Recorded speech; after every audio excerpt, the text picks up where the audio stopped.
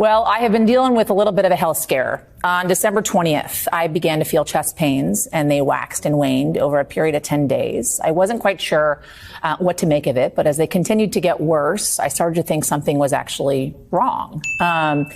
It was December 30th when I finally went to an urgent care and was told I had reflux.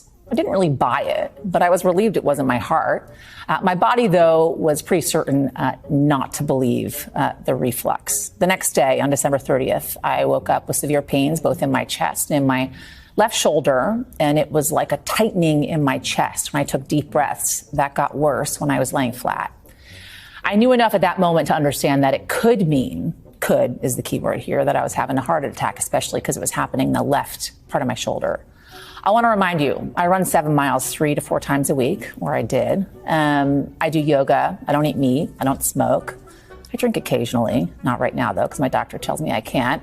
Aside from probably not getting enough sleep and working too much, I'm a pretty healthy person. But on that day, I was anything but. My husband drove me to the emergency room, and from there, the nightmare that has been my January began. I was diagnosed with pericarditis, inflammation of the lining of my heart, brought on by a virus, a literal common cold.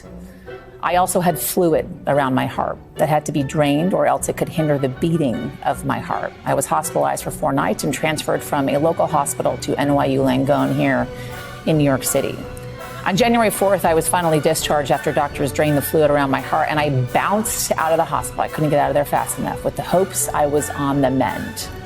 But that was not the end. But wait, there's more. 3 days later, I was readmitted when I felt a flutter in my heart, like a butterfly. It was inside my chest. They determined I had developed myocarditis, inflammation of the actual heart now, the heart muscle. I remember being shepherded through the emergency room and wondering, is this it?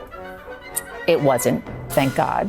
Instead, I spent 5 more days in the hospital where they ran a battery of tests, adjusted my meds, and made sure nothing else was fueling what was happening. And in fact, in the end, it was still just the cold that was doing all of this, that had caused all of this inflammation in and around my heart. Just the cold that was doing all of this. That makes perfect sense.